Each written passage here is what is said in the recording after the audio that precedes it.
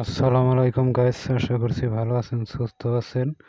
তো দেখতে পাচ্ছেন পাতাটা এনে দিতেছি।